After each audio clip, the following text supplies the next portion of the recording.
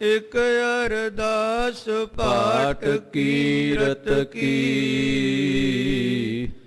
ਗੁਰ ਰਾਮਦਾਸ ਰਾਖੋ ਸਰਣਾਈ।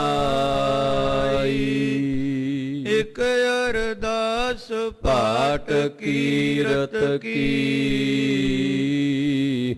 ਗੁਰ ਰਾਮਦਾਸ ਰਾਖੋ ਸਰਣਾਈ। ਸਕਹੁ ਟਲ ਗੁਰ ਸੇਵੀਐ ਅਹਨਸ ਸਹਿਜ ਸੁਭਾਏ। ਦਰਸ਼ਨ ਪਰਸੈ ਗੁਰੂ ਕੈ ਮਰਨ ਦੁਖ ਜਾਏ। ਹੋਵੈ ਸਿਫਤ ਖਸਮ ਦੀ ਨੂਰ ਅਰਸੋ ਕੁਰਸੋ ਚਟਿਐ। ਤੁਧ ਡਿਠੇ ਸੱਚੇ ਪਾਤਸ਼ਾਹ ਮਲ ਜਨਮ ਜਨਮ ਦੀ ਕੱਟੀਐ। ਸਜਣ ਸੱਚਾ ਪਾਤਸ਼ਾਹ ਸਿਰ ਸਾਹਾਂਦੈ ਸਾਹੋ। ਜਿਸ ਪਾਸ ਬੈਠਿਆ ਸੋਹੀਐ ਸਭਨਾ ਦਾ ਵਿਸਾਹੋ।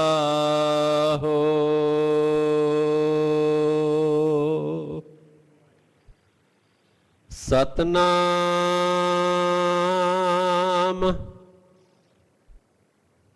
ਸ੍ਰੀ ਵਾਹਿਗੁਰੂ ਸਾਹਿਬ ਜੀ।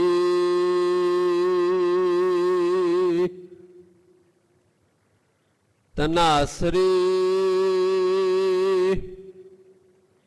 ਮਹੱਲਾ ਪੰਜਵਾ।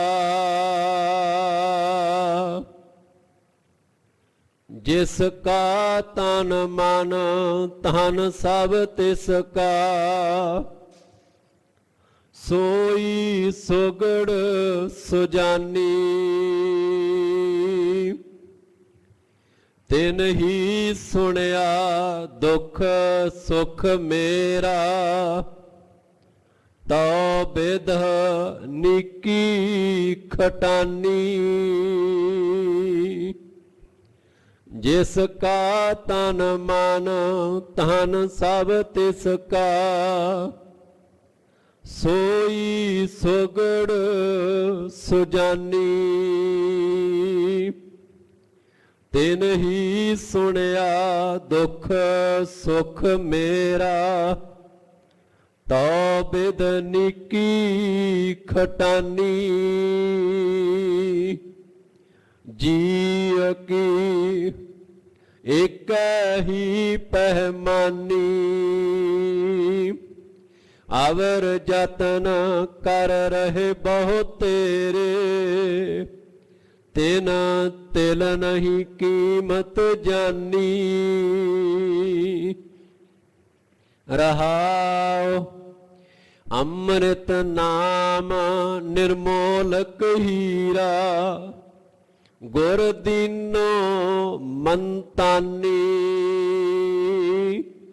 ਡਿਗ ਨਾ ਡੋਲੇ ਦ੍ਰਿੜ ਕਰ ਰਹਿਓ। ਪੂਰਨ ਹੋਏ ਤ੍ਰਿਪਤਾਨੀ। ओए जो बीच हम तुम कछ होते। तिनकी बात बिलानी। अलंकार मिल फैली हुई है। ताते कानक वखानी। प्रगट्यो जोत सहज सुख शोभा। बाजे अनहत बानी।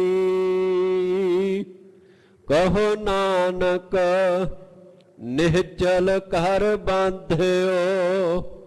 गुर कीयो बंधानी। प्रगट्यो जोत सहज सुख शोभा। ਬਾਜੇ ਅਨਹਤ ਬਾਣੀ। ਕਹੋ ਨਾਨਕ ਨਿਹਚਲ ਕਰ ਬੰਧਿਓ, ਗੁਰ ਕੀਓ ਬੰਧਾਨੀ। ਵਾਹਿਗੁਰੂ ਜੀ ਕਾ ਖਾਲਸਾ, ਵਾਹਿਗੁਰੂ ਜੀ ਕੀ ਫਤਿਹ। ਜੁਗੋ ਜੁਗੋ ਟਲ ਚਵਰ ਛਤਰ ਤਖਤਾਂ ਨੇ ਮਾਲਕ, ਸਰਵਰੇ ਕਾਇਨਾਤ ਸ਼ਬਦ ਅਵਤਾਰ ਸਤਿਗੁਰੂ। ਧੰਨ ਧੰਨ ਸਾਹਿਬ ਸ੍ਰੀ ਗੁਰੂ ਗ੍ਰੰਥ ਸਾਹਿਬ ਪਾਤਸ਼ਾਹ ਮਹਾਰਾਜ ਜੀ ਦੀ ਪਾਵਨ ਪਵਿੱਤਰ ਹਜ਼ੂਰੀ ਅੰਦਰ ਜੁੜ ਬੈਠੀ ਸੱਜ ਬੈਠੀ ਗੁਰੂ ਕਾ ਖਾਸ ਰੂਪ ਗੁਰੂ ਖਾਲਸਾ ਸਾਧ ਸੰਗਤ ਜੀਓ। ਅਤਿਅੰਤ ਵੱਡੇ ਭਾਗ ਹਨ, ਤੰਤਾ ਦੇ ਪਾਤਰ ਹੋ। ਨਿਤਾ ਪ੍ਰਤੀ ਨੌਵੇਂ ਗੁਰਦੇਵ ਤਿਲਕ ਜੰਜੂ ਦੇ ਰੱਖਿਅਕ, ਧਰਮ ਦੀ ਚਾਦਰ ਧੰਨ ਧੰਨ ਸਾਹਿਬ ਸ੍ਰੀ ਗੁਰੂ ਤੇਗ ਬਹਾਦਰ ਪਾਤਸ਼ਾਹ ਮਹਾਰਾਜ ਜੀ ਦੇ ਪਾਵਨ ਪਵਿੱਤਰ ਇਤਿਹਾਸਿਕ ਸਥਾਨ ਉੱਪਰ ਹਾਜ਼ਰੀਆਂ ਭਰ ਕੇ ਗੁਰੂ ਚਰਨਾਂ ਦੇ ਵਿੱਚ ਨਤਮਸਤਕ ਹੋ ਕੇ ਸਤਿਗੁਰਾਂ ਦੀ ਅੰਮ੍ਰਿਤਮਈ ਬਾਣੀ ਦੇ ਨਾਲ ਜੁੜ ਕੇ ਆਪਣਾ ਮਨੁੱਖਾ ਜੀਵਨ ਅਤੇ ਇਹਨਾਂ ਅਮੋਲਕ ਸਵਾਸਾਂ ਨੂੰ ਗੁਰੂ ਕੇ ਲੇਖੇ ਲਾ ਕੇ ਸਫਲਾ ਔਰ ਸਕਾਰਥਾ ਬਣਾਉਂਦੇ ਹੋ। ਅੰਮ੍ਰਿਤ ਵੇਲੇ ਸਤਿਗੁਰਾਂ ਦੀ ਮੁਕੱਦਸ ਬਾਰਗਾਹ ਦੇ ਵਿੱਚ ਦੀਵਾਨ ਸਜੇ ਹਨ। ਗੁਰੂ ਘਰ ਦੇ ਹਜ਼ੂਰੀ ਕੀਰਤਨੀਏ ਸਿੰਘਾਂ ਦੀ ਰਸਨਾ ਪਾਸੋਂ ਸਰਵੇ ਆਸਾ ਪੂਰਨ ਕਰਨੇ ਵਾਲੀ ਆਸਾ ਜੀ ਦੀ ਵਾਰ ਦੇ ਸ਼ਬਦ ਕੀਰਤਨ ਸਰਬਤ ਮਾਈ ਭਾਈ ਨੇ ਬੜੀ ਸ਼ਰਧਾ ਭਾਵਨਾ ਅਦਬ ਔਰ ਸਤਿਕਾਰ ਸਹਿਤ ਸਰਵਣ ਕੀਤੇ ਹਨ। ਗੁਰ ਸ਼ਬਦ ਦੀ ਵਿਚਾਰ ਦਾ ਸਮਾਂ ਬਣਿਆ। ਸਤਿਗੁਰੂ ਸੱਚੇ ਪਾਤਸ਼ਾਹ ਮਹਾਰਾਜ ਜੀ ਨੇ ਸਾਡੇ ਜੀਵਾਂ ਉੱਪਰ ਤਰੁੱਟ ਕੇ ਅੱਜ ਜੋ ਸਾਨੂੰ ਹੁਕਮਨਾਮੇ ਦੀ ਦਾਤ ਬਖਸ਼ਿਸ਼ ਕੀਤੀ ਹੈ, ਆਓ ਕੁਝ ਸਮਾਂ ਆਪਣੀਆਂ ਸੁਰਤੀਆਂ ਬਿਰਤੀਆਂ ਨੂੰ ਇਕਾਗਰ ਕਰਦਿਆਂ ਹੋਇਆਂ ਪੰਚਮ ਗੁਰਦੇਵ ਸ਼ਹੀਦਾਂ ਦੇ ਸਰਤਾਜ ਧੰਨ ਸ੍ਰੀ ਗੁਰੂ ਅਰਜੁਨ ਦੇਵ ਪਾਤਸ਼ਾਹ ਮਹਾਰਾਜ ਜੀ ਦੀ ਬਖਸ਼ਿਸ਼ ਕੀਤੀ ਹੋਈ ਇਸ ਦਾਤ ਦੇ ਨਾਲ ਜੁੜੀਏ, ਹੁਕਮਨਾਮੇ ਦੀ ਵਿਚਾਰ ਸਰਵਣ ਕਰੀਏ। ਗੁਰੂ ਚਰਨਾਂ ਦੇ ਵਿੱਚ ਹਾਜ਼ਰੀ ਲਵਾਉਂਦਿਆਂ ਹੋਇਆਂ ਆਪਣੇ ਅੰਤਿਸ਼ਕਰਨ ਦੀ ਸ਼ੁੱਧੀ, ਮਨ ਦੀ ਇਕਾਗਰਤਾ ਔਰ ਰਸਨਾ ਦੀ ਪੂਰਨ ਪਵਿੱਤਰਤਾ ਦੇ ਲਈ ਸਮੂਹ ਮਾਈ ਭਾਈ ਆਖਣਾ ਕਰੀਏ ਜੀ ਸਤਨਾਮ ਸ੍ਰੀ ਵਾਹਿਗੁਰੂ ਸਾਹਿਬ ਜੀ। ਸਤਨਾਮ ਸ੍ਰੀ ਵਾਹਿਗੁਰੂ ਸਾਹਿਬ ਜੀ। ਤਨਾਸਰੀ ਮਹੱਲਾ ਪੰਜਵਾ। ਤਨਾਸਰੀ ਰਾਗ ਦੇ ਵਿੱਚ ਪੰਚਮ ਗੁਰਦੇਵ ਧੰਨ ਸ੍ਰੀ ਗੁਰੂ ਅਰਜੁਨ ਦੇਵ ਪਾਤਸ਼ਾਹ ਮਹਾਰਾਜ ਇਹ ਪਾਵਨ ਸ਼ਬਦ ਸਾਨੂੰ ਜੀਵਾਂ ਨੂੰ ਪਾਤਸ਼ਾਹ ਮਹਾਰਾਜ ਜੀ ਬਖਸ਼ਿਸ਼ ਕਰਦੇ ਹਨ। ਜਿਸ ਕਾ ਤਨ ਮਨ ਧਨ ਸਭ ਤਿਸ ਕਾ, ਸੋਈ ਸੁਗੜ ਸੁਜਾਨੀ। ਗੁਰੂ ਪਾਤਸ਼ਾਹ ਮਹਾਰਾਜ ਉਪਦੇਸ਼ ਦੇ ਰਹੇ ਨੇ ਪ੍ਰਾਣੀ ਮਾਤਰ ਨੂੰ।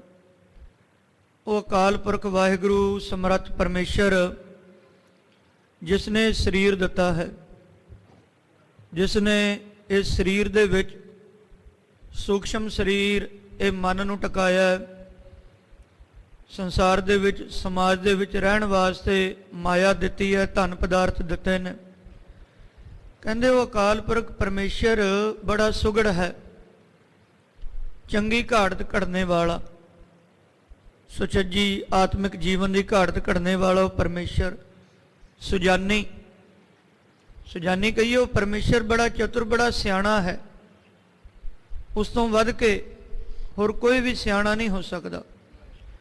ਜਿਸ ਅਕਾਲ ਪੁਰਖ ਪਰਮੇਸ਼ਰ ਨੇ ਇਹ ਸੋਹਣੀ ਕਾਇਆ ਦਿੱਤੀ ਹੈ, ਇਹ ਸੋਹਣਾ ਸਰੀਰ ਦਿੱਤਾ ਹੈ, ਮਨ ਦਿੱਤਾ ਹੈ, ਮਾਇਆ ਦਿੱਤੀ ਹੈ, ਕਹਿੰਦੇ ਉਹ ਵਾਹਿਗੁਰੂ ਪਰਮੇਸ਼ਰ ਉਹ ਕਿਤਨਾ ਸੁਗੜ ਹੈ, ਚੰਗੀ ਘਾੜਤ ਘੜਨੇ ਵਾਲਾ। ਇੱਕ ਮੂਰਤੀਕਾਰ ਬੜੀਆਂ ਮੂਰਤਾਂ ਘੜਦਾ, ਪਰ ਪਰਮੇਸ਼ਰ ਵੇਖੋ ਕਿਹੋ ਜਿਹਾ ਘਾੜਤ ਘੜਨੇ ਵਾਲਾ ਹੈ ਕਿ ਇੱਕ ਜੀਵ ਦੀ ਸ਼ਕਲ ਦੂਜੇ ਨਾਲ ਨਹੀਂ ਮਿਲਦੀ। ਇੱਕ ਦੇ ਅੰਗੂਠੇ ਦੇ ਨਿਸ਼ਾਨ, ਇੱਕ ਦੇ ਫਿੰਗਰਪ੍ਰਿੰਟ ਉਹ ਦੂਜੇ ਦੇ ਨਾਲ ਮੇਲ ਨਹੀਂ ਖਾਂਦੇ। ਕਿਹੋ ਜਿਹਾ ਘਾੜਤ ਘੜਨੇ ਵਾਲਾ, ਕਿਹੋ ਜਿਹਾ ਚਿੱਤਰਕਾਰ ਹੈ ਪਰਮੇਸ਼ਰ, ਉਹਦੇ ਵਰਗਾ ਹੋਰ ਨਹੀਂ ਕੋਈ ਹੋ ਸਕਦਾ। ਇਸੇ ਕਰਕੇ ਉਹ ਪਰਮੇਸ਼ਰ ਨੂੰ ਇੱਥੇ ਸੁਗੜ ਲਿਖਿਆ, ਸੁਘੜ, ਚੰਗੀ ਘਾੜਤ ਘੜਨੇ ਵਾਲਾ, ਜਿਹਨੇ ਆ ਸਰੀਰ ਦਿੱਤਾ। ਕਿਤਨੇ ਅਜਿਹੇ ਲੋਕ ਨੇ ਜਿਨ੍ਹਾਂ ਦੇ ਹੱਥ ਪੈਰ ਨਕਾਰਾ ਹੋ ਚੁੱਕੇ, ਕੰਮ ਨਹੀਂ ਕਰਦੇ, ਤੇ ਕਹਿੰਦੇ ਜਿਸ ਪਰਮੇਸ਼ਰ ਨੇ ਇਹ ਤੈਨੂੰ ਸੋਹਣਾ ਸਰੀਰ ਦਿੱਤਾ, ਤੂੰ ਤੁਰਦਾ ਫਿਰਦਾ ਹੈ, ਕਹਿੰਦੇ ਫਿਰ ਉਹ ਪਰਮੇਸ਼ਰ ਉਹਦੀਆਂ ਦਾਤਾਂ ਦਾ ਸ਼ੁਕਰਾਨਾ ਵੀ ਕਰਨਾ ਚਾਹੀਦਾ ਹੈ। ਫਿਰ ਦੂਸਰਾ ਅਰਥ ਮਹਾਂਪੁਰਖ ਇਹ ਵੀ ਕਰਦੇ ਨੇ ਕਿ ਜਿਸ ਪਰਮੇਸ਼ਰ ਨੇ ਤੈਨੂੰ ਬਣਾਇਆ, ਪੈਦਾ ਕੀਤਾ, ਤੇ ਕਹਿੰਦੇ ਉਸ ਪਰਮੇਸ਼ਰ ਨੂੰ ਯਾਦ ਕਰ ਕਿ ਉਹ ਪਰਮੇਸ਼ਰ ਚੰਗੀ ਘਾੜਤ ਘੜਨੇ ਵਾਲਾ, ਉਹ ਸੁਜਾਨ ਹੈ, ਚਤੁਰ ਹੈ, ਸੁੰਦਰ ਹੈ। ਦੋਵੇਂ ਅਰਥ ਨੇ। ਸਾਧ ਸੰਗਤ ਜੀ, ਸਰੀਰ ਤਾਂ ਸਾਨੂੰ ਮਿਲ ਗਿਆ, ਸਰੀਰਕ ਤੌਰ ਤੇ ਆਣ ਕੇ ਅਸੀਂ ਮੱਥਾ ਟੇਕ ਲੈਂਦੇ ਹਾਂ ਮਹਾਰਾਜ ਜੀ ਨੂੰ, ਨਤਮਸਤਕ ਹੋ ਲੈਂਦੇ ਹਾਂ, ਪਰ ਦੂਜੀ ਗੱਲ ਮਨ ਦੀ ਵੀ ਹੈ ਨਾ, ਜਿਸ ਕਾ ਤਨ ਮਨ ਧਨ ਸਭ ਤਿਸ ਕਾ। ਜਿਸ ਨੇ ਆਪਣਾ ਸਭ ਕੁਝ ਪਰਮੇਸ਼ਰ ਨੂੰ ਮੰਨਿਆ ਹੋਇਆ, ਕੱਲਾ ਸਰੀਰ ਕਰਕੇ ਨਹੀਂ, ਮਨ ਕਰਕੇ ਵੀ ਜਿਹੜਾ ਝੁਕ ਗਿਆ, ਤੇ ਧਨ ਕਰਕੇ ਵੀ ਜਿਹਨੇ ਆਪਣਾ ਸਭ ਕੁਝ ਪਰਮੇਸ਼ਰ ਨੂੰ ਦਿੱਤਾ ਹੋਇਆ। ਕਿਉਂਕਿ ਮਹਾਰਾਜ ਮਨ ਨੂੰ ਸਮਝਾਉਂਦੇ ਨੇ, ਮਨ ਸਮਝਾਵਨ ਕਾਰਨੇ ਕਛੂਕ ਪੜੀਐ ਗਿਆਨ। ਕਿਉਂਕਿ ਸਮਝਾਉਣਾ ਮਨ ਨੂੰ ਹੈ, ਮਨ ਦੇ ਪਿੱਛੇ ਸਾਡਾ ਤਨ ਚੱਲਦਾ, ਸਰੀਰ ਚੱਲਦਾ, ਤੇ ਮਨ ਇਹ ਤਾਂ ਕਹਿੰਦਾ ਹੀ ਨਹੀਂ ਵੀ ਬਾਣੀ ਪੜ੍ਹ, ਸੇਵਾ ਕਰ, ਗੁਰੂ ਘਰ ਆ। ਜਾਣਦਾ ਸਭ ਕੁਝ ਹੈ, ਮਨ ਜਾਣੈ ਸਭ ਬਾਤ, ਜਾਣਤ ਹੀ ਔਗਨ ਕਰੈ। ਜਾਣਦਾ ਸਭ ਕੁਝ ਹੈ, ਪਰ ਇਸ ਮਨ ਨੂੰ ਸਮਝਾਉਣਾ ਹੈ। ਤੇ ਮਹਾਰਾਜ ਬਚਨ ਕਰਦੇ ਨੇ, ਕਹਿੰਦੇ ਤੂੰ ਆਪਣਾ ਮਨ ਸਤਿਗੁਰਾਂ ਨੂੰ ਦੇ ਦੇ, ਸਮਰਪਿਤ ਕਰ ਦੇ ਗੁਰਾਂ ਦੇ ਅੱਗੇ। ਮਨ ਵੇਚੈ ਸਤਿਗੁਰ ਕੈ ਪਾਸ, ਤਿਸ ਸੇਵਕ ਕੇ ਕਾਰਜ ਰਾਸ।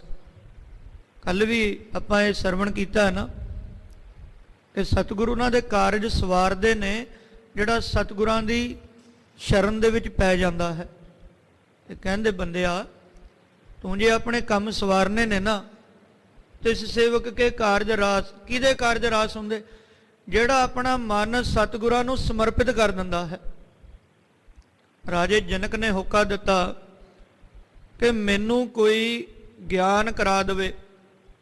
ਘੋੜੇ ਤੇ ਚੜ੍ਹਨ ਵੇਲੇ ਘੋੜੇ ਦੀ ਰਕਾਬ ਵਿੱਚ ਪੈਰ ਧਰਾਂ ਤੇ ਉੱਪਰ ਬੈਠ ਕੇ ਦੂਜਾ ਪੈਰ ਰਕਾਬ ਦੇ ਵਿੱਚ ਧਰਨੇ ਤੱਕ ਮੈਨੂੰ ਕੋਈ ਗਿਆਨ ਕਰਾ ਦੇਵੇ। ਸਭਾ ਦੇ ਵਿੱਚ ਸਾਰੇ ਹੈਰਾਨ ਕਿ ਇੰਨੇ ਘੱਟ ਸਮੇਂ ਦੇ ਵਿੱਚ ਰਾਜਨ ਗਿਆਨ ਨਹੀਂ ਹੋ ਸਕਦਾ।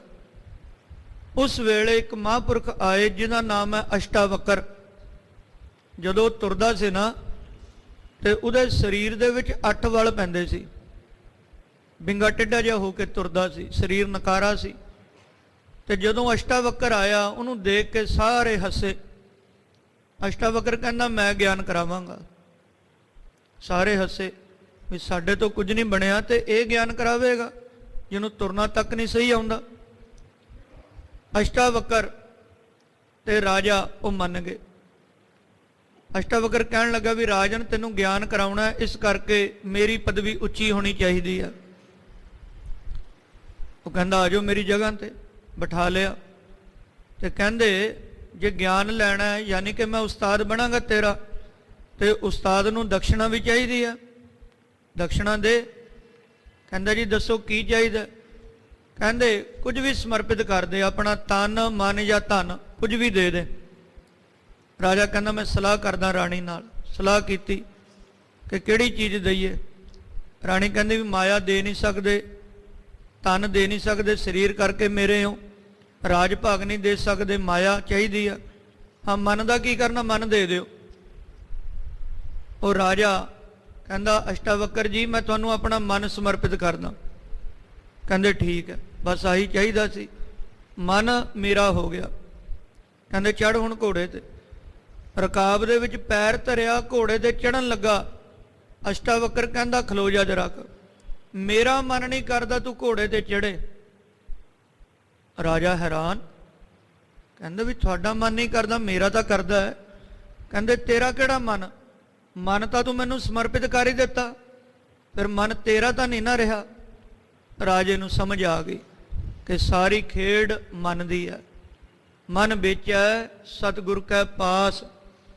ਜਿਹੜਾ ਆਪਣਾ ਮਨ ਵੇਚ ਦਿੰਦਾ ਹੈ ਨਾ, ਸਮਰਪਿਤ ਕਰ ਦਿੰਦਾ ਮਹਾਰਾਜ ਜੀ ਨੂੰ, ਉਸ ਸੇਵਕ ਦੇ ਕਾਰਜ ਜ਼ਰੂਰ ਰਾਸ ਹੁੰਦੇ। ਤੇ ਜਿਹੜਾ ਆਪਣੀ ਧਨ ਦੌਲਤ ਨੂੰ, ਆਪਣੇ ਸਰੀਰ ਨੂੰ, ਸਭ ਕੁਝ ਆਪਣੇ ਸਤਿਗੁਰਾਂ ਦਾ ਸਮਝਦਾ ਹੈ ਨਾ, ਕਹਿੰਦੇ ਉਹ ਜਿਹੜਾ ਪੁਰਖ ਹੈ ਨਾ, ਉਹ ਵੀ ਸੁਜਾਨ ਬਣ ਜਾਂਦਾ ਹੈ। ਸੰਤ ਮਹਾਂਪੁਰਖ ਗਿਆਨੀ ਕਰਤਾਰ ਸਿੰਘ ਜੀ ਖਾਲਸਾ ਪਿੰਡਰਾਂ ਵਾਲੇ ਉਹ ਕਿਹਾ ਕਰਦੇ, ਕਹਿੰਦੇ ਸਿੱਖੋ ਇਹ ਜਿਹੜਾ ਸਰੀਰ ਮਿਲਿਆ ਨਾ, ਇਹ ਸੌਣ ਵਾਸਤੇ ਨਹੀਂ ਮਿਲਿਆ। ਇਹ ਸਰੀਰ ਦੇ ਨਾਲ ਰੱਜ ਰੱਜ ਕੇ ਪੰਥ ਦੀ ਸੇਵਾ ਕਰੀਏ। ਇਹ ਜ਼ਿੰਦਗੀ ਗੁਰੂ ਦੇ ਲੇਖੇ ਲਾਈਏ, ਇਹ ਜ਼ਿੰਦੜੀ ਸਤਿਗੁਰਾਂ ਦੀ ਸੇਵਾ ਦੇ ਵਿੱਚ ਲੱਗ ਜਾਵੇ, ਇਹ ਸਰੀਰ ਸਫਲ ਹੋ ਜਾਵੇ। ਉਹ ਹੱਥ ਭਲੇ ਨੇ ਜਿਹੜੇ ਸਤਿਗੁਰਾਂ ਦੀ ਸੇਵਾ ਕਰਦੇ ਨੇ। ਉਹ ਨੇਤਰ ਭਲੇ ਨੇ ਜਿਹੜੇ ਨੇਤਰ ਸਤਿਗੁਰਾਂ ਦੇ ਦਰਸ਼ਨ ਕਰਦੇ ਨੇ। ਉਹ ਕੰਨ ਭਲੇ ਨੇ ਜਿਨ੍ਹਾਂ ਕੰਨਾਂ ਦੇ ਵਿੱਚ ਪਰਮੇਸ਼ਰ ਦੀ ਬਾਣੀ ਗੂੰਜਦੀ ਹੈ, ਬਾਣੀ ਪੈਂਦੀ ਹੈ। ਤੇ ਗੁਰੂ ਮਹਾਰਾਜ ਜੀ ਬਚਨ ਕਰਦੇ ਨੇ, ਜਿਸ ਅਕਾਲ ਪੁਰਖ ਨੇ ਤੈਨੂੰ ਇਹ ਸਭ ਕੁਝ ਦਿੱਤਾ, ਅੰਨ ਦਿੱਤਾ ਖਾਣ ਲਈ, ਪਹਿਨਣ ਵਾਸਤੇ ਕੱਪੜੇ ਦਿੱਤੇ, ਵਰਤਣ ਕੋ ਪਾਣੀ, ਕਹਿੰਦੇ ਉਸ ਪਰਮੇਸ਼ਰ ਨੂੰ ਕਿਉਂ ਤਿਆਗਦਾ, ਕਿਉਂ ਭੁੱਲੀ ਬੈਠਾ ਉਸ ਨੂੰ? ਤੇ ਉਸ ਪਰਮੇਸ਼ਰ ਨੂੰ ਯਾਦ ਕਰ। ਉਹ ਪਰਮੇਸ਼ਰ ਸੁਗੜ ਹੈ, ਚੰਗੀ ਘਾੜਤ ਘੜਨੇ ਵਾਲਾ ਤੇ ਸੁਜਾਨ ਹੈ, ਬੜਾ ਸੁੰਦਰ, ਬੜਾ ਸਿਆਣਾ ਹੈ।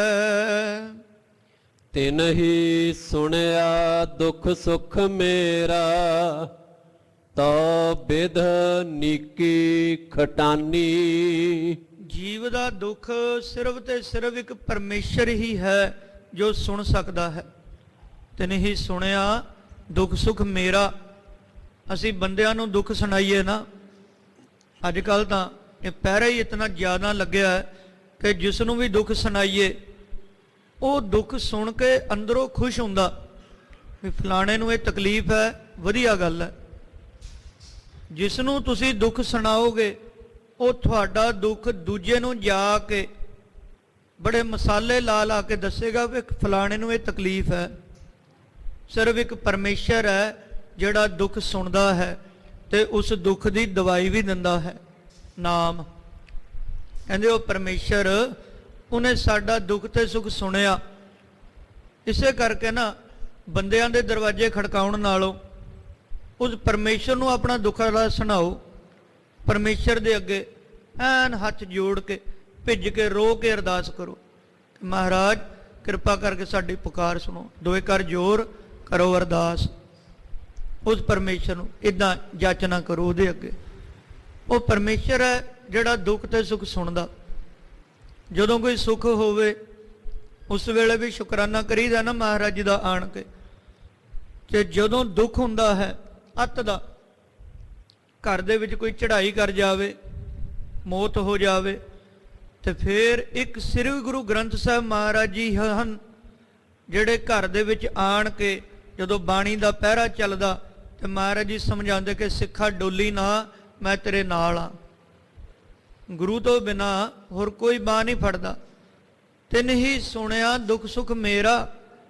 ਉਹ ਪਰਮੇਸ਼ਰ ਜੀਵਾਂ ਦੇ ਦੁੱਖਾਂ ਤੇ ਸੁੱਖਾਂ ਨੂੰ ਸੁਣਦਾ ਹੈ। ਤੋ ਬਿਦ ਨੀਕੀ ਖਟਾਨੀ, ਕਹਿੰਦੇ ਬੜੀ ਵਧੀਆ ਇਹ ਮੈਨੂੰ ਵਿਧ ਮਿਲ ਚੁੱਕੀ ਹੈ। ਖਟਾਨੀ ਕਹੀਏ ਮਿਲਣਾ, ਇਹ ਵਿਧ ਬਣ ਗਈ ਹੈ ਮੇਰੀ, ਕਿਉਂਕਿ ਪਰਮੇਸ਼ਰ ਉਹ ਮੇਰੀ ਅਰਜ਼ੋਈਆਂ ਨੂੰ ਉਹ ਸੁਣਦਾ ਹੈ। ਕਲਗੀਧਰ ਮਹਾਰਾਜ ਲਿਖਦੇ ਆਪਣੀ ਬਾਣੀ ਦੇ ਵਿੱਚ ਅਕਾਲ ਉਸਤਤ ਦੇ ਵਿੱਚ, ਕਹਿੰਦੇ ਹਾਥੀ ਕੀ ਪੁਕਾਰ ਪਲ ਪਾਛਾ ਪਹੁੰਚਤ ਤਾਹੇ, ਚੀਟੀ ਕੀ ਚਿੰਗਾਰ ਪਹਿਲੇ ਹੀ ਸੁਨੀਅਤ ਹੈ। ਹਾਥੀ ਪੁਕਾਰੇ ਕਿਤਨਾ ਵੱਡਾ, ਉਹਦੀ ਪੁਕਾਰ ਬਾਅਦ ਦੇ ਵਿੱਚ ਸੁਣੀ ਜਾਂਦੀ ਆ, ਪਰ ਇੱਕ ਕੀੜੀ ਜੇ ਆਵਾਜ਼ ਮਾਰੇ ਨਾ ਮਹਾਰਾਜ ਉਹਦਾ ਦੁਖੜਾ ਪਹਿਲਾਂ ਸੁਣ ਲੈਂਦੇ ਨੇ। ਇਸ ਕਰਕੇ ਕਹਿੰਦੇ ਤੂੰ ਉਹਨੂੰ ਪੁਕਾਰ ਕਰ, ਆਵਾਜ਼ਾਂ ਮਾਰ ਪਰਮੇਸ਼ਰ ਨੂੰ, ਆਪਣਾ ਦੁੱਖ ਸੁੱਖ ਉਹਦੇ ਅੱਗੇ ਫਰੋਲ, ਆਪਣੇ ਸਤਿਗੁਰਾਂ ਦੇ ਅੱਗੇ। ਕਲਗੀਧਰ ਮਹਾਰਾਜ ਚੌਪਈ ਸਾਹਿਬ ਦੇ ਵਿੱਚ ਬਚਨ ਕਰਦੇ ਨੇ, ਆਪਾਂ ਪੜ੍ਹਦੇ ਹਾਂ ਦੋਹਰਾ, ਸਗਲ ਦਵਾਰ ਕੋ ਛਾੜ ਕੇ ਗਹਿਓ ਤੁਹਾਰੋ ਦਵਾਰ। ਸਾਰੇ ਦਰਵਾਜ਼ੇ ਛੱਡ ਕੇ ਮਹਾਰਾਜ ਜੀ ਤੁਹਾਡੇ ਦਰਵਾਜ਼ੇ ਦੇ ਉੱਤੇ ਆਏ ਆ, ਸਾਰੇ ਦਰਵਾਜ਼ੇ ਛੱਡ ਕੇ। ਇਸ ਕਰਕੇ ਦੁਨੀਆ ਦੇ ਦਰਵਾਜ਼ੇ ਖੜਕਾਉਣ ਨਾਲੋਂ ਪਰਮੇਸ਼ਰ ਦੀ ਸਰਦਲ ਦੇ ਉੱਤੇ ਆਪਣਾ ਮੱਥਾ ਰੱਖੀਏ। ਉਹ ਪਰਮੇਸ਼ਰ ਸਾਡੀਆਂ ਅਰਦਾਸਾਂ ਨੂੰ, ਸਾਡੇ ਦੁੱਖ ਸੁੱਖਾਂ ਨੂੰ ਸੁਣਦਾ। ਇਹ ਵਿਧ ਮੇਰੀ ਪਰਮੇਸ਼ਰ ਦੇ ਨਾਲ ਬਣ ਗਈ ਹੈ। ਜੀ ਕੀ ਇੱਕ ਹੀ ਪਹਿਮਾਨੀ। ਫਿਰ ਇਸੇ ਗੱਲ ਨੂੰ ਸਤਿਗੁਰੂ ਮਹਾਰਾਜ ਹੋਰ ਅੱਗੇ ਪ੍ਰਭਾਸ਼ਿਤ ਕਰਦੇ ਨੇ ਰਹਾਉ ਦੇ ਬੰਦ ਦੇ ਵਿੱਚ, ਕਹਿੰਦੇ ਜੀ ਕੀ ਇੱਕ ਹੀ ਪਹਿਮਾਨੀ। ਜਿਹੜੀ ਜੀਵ ਦੀ ਬਾਤ ਹੈ ਨਾ, ਉਹ ਸਿਰਫ ਤੇ ਸਿਰਫ ਇੱਕ ਪਰਮੇਸ਼ਰ ਦੇ ਪਾਸ ਹੀ ਮੰਨੀ ਜਾਂਦੀ ਹੈ। ਇੱਕ ਪਰਮੇਸ਼ਰ ਦੇ ਕੋਲ ਹੀ ਜੀਵ ਦੀ ਅਰਦਾਸ ਕਬੂਲ ਹੁੰਦੀ ਹੈ। ਦੁਨੀਆ ਵਾਲੇ ਬਥੇਰੇ ਨੇ, ਪਰ ਉਹਨਾਂ ਦੇ ਕੋਲ ਜੀਵ ਦੀ ਪੂਰੀ ਨਹੀਂ ਪੈਂਦੀ। ਤਾਂ ਹੀ ਮਹਾਰਾਜ ਕਹਿੰਦੇ ਮਾਨੁਖ ਕੀ ਟੇਕ ਬਿਰਥੀ ਸਭ ਜਾਨ। ਬੰਦਿਆਂ ਦੀ ਟੇਕ ਬਿਰਥੀ ਹੈ, ਜੇ ਪੂਰੀ ਪੈਣੀ ਹੈ ਤਾਂ ਉਹ ਗੁਰੂ ਗ੍ਰੰਥ ਸਾਹਿਬ ਮਹਾਰਾਜ ਜੀ ਤੋਂ ਪੈਣੀ। ਬਾਬਾ ਆਨੰਦ ਸਿੰਘ ਜੀ ਮਹਾਂਪੁਰਖੋਂ ਕਿਹਾ ਕਰਦੇ, ਕਹਿੰਦੇ ਜਿਸ ਸਿੱਖ ਦੀ ਗੁਰੂ ਗ੍ਰੰਥ ਸਾਹਿਬ ਮਹਾਰਾਜ ਕੋਲੋਂ ਆਣ ਕੇ ਪੂਰੀ ਨਾ ਪਵੇ, ਉਹ ਦੁਨੀਆ ਵਿੱਚ ਕਿਤੇ ਮਰਜੀ ਭਟਕ ਲਵੇ, ਉਹਦੀ ਕਿਤੋਂ ਵੀ ਪੂਰੀ ਨਹੀਂ ਪੈ ਸਕਦੀ। ਐਸੇ ਪਰਮੇਸ਼ਰ ਨੂੰ ਛੱਡ ਕੇ ਕਿੱਥੋਂ ਜਾਣਾ? ਐਸੋ ਰਾਜ ਛੋੜ ਔਰ ਦੂਜਾ ਕੌਣ ਤੇ ਆਈ ਆ। ਮੋਕੋ ਤੋਂ ਭਰੋਸੋ ਇੱਕ ਗ੍ਰੰਥ ਮਹਾਰਾਜ ਪੈ। ਇਹ ਭਰੋਸਾ ਰੱਖੇ ਗੁਰੂ ਕਾ ਸਿੱਖ, ਤੇ ਮੇਰਾ ਸਤਿਗੁਰੂ ਸੁਣਦਾ ਹੈ। ਮਹਾਰਾਜ ਕਹਿੰਦੇ ਬਾਣੀ ਦੇ ਵਿੱਚ ਸਤਿਗੁਰ ਜਾਗਤਾ ਹੈ ਦਿਓ। ਮਹਾਰਾਜ ਜੀ ਜਾਗਦੇ ਨੇ, ਅਰਦਾਸਾਂ ਉਹੀ ਸੁਣੇਗਾ ਨਾ ਜਿਹੜਾ ਜਾਗਦਾ ਹੈ। ਤੇ ਮਹਾਰਾਜ ਜੀ ਸਾਡੇ ਸਦਾ ਹਾਜ਼ਰ ਨਾਜ਼ਰ ਨੇ, ਸਦਾ ਜਾਗਦੇ ਨੇ। ਕਿੱਥੇ ਬੈਠੇ ਨੇ ਭਾਈ ਮੱਖਣ ਸ਼ਾਹ ਲੁਬਾਣਾ, ਸਮੁੰਦਰਾਂ ਦੇ ਵਿੱਚ ਜਹਾਜ਼ ਤਸਿਆ ਬਰੇਤੀ ਦੇ ਵਿੱਚ ਅਰਦਾਸਾਂ ਕਰਦੇ ਨੇ। ਤੇ ਮਹਾਰਾਜ ਜੀ ਉੱਥੇ ਹੀ ਉਸ ਸਿੱਖ ਦਾ ਬੇੜਾ ਬੰਨੇ ਲਾਉਣ ਵਾਸਤੇ ਪਹੁੰਚ ਜਾਂਦੇ ਨੇ। ਜਹ ਜਹ ਪੇਖੋ ਤਹ ਹਜੂਰ ਦੂਰ ਕਤਹੁ ਨਾ ਜਾਈ। ਜਿੱਥੇ ਵੀ ਕੋਈ ਅਰਦਾਸ ਕਰੇ, ਯਾਦ ਕਰੇ, ਮਹਾਰਾਜ ਜੀ ਉੱਥੇ ਹੀ ਪਹੁੰਚ ਜਾਂਦੇ ਨੇ। ਜਿੱਥੇ ਵੀ ਕੋਈ ਅਰਦਾਸਾਂ ਕਰਦਾ, ਅਰਜ਼ੋਈਆਂ ਕਰਦਾ, ਉੱਥੇ ਹੀ ਸਤਿਗੁਰੂ ਮਹਾਰਾਜ ਆਣ ਕੇ ਹਾਜ਼ਰ ਹੁੰਦੇ। ਇਸ ਕਰਕੇ ਜੀਵ ਦੀ ਸਿਰਫ ਤੇ ਸਿਰਫ ਔਰ ਪਰਮੇਸ਼ਰ ਦੇ ਪਾਸ ਹੀ ਉਹ ਮੰਨੀ ਜਾਂਦੀ ਹੈ, ਪੂਰੀ ਪੈ ਸਕਦੀ ਹੈ।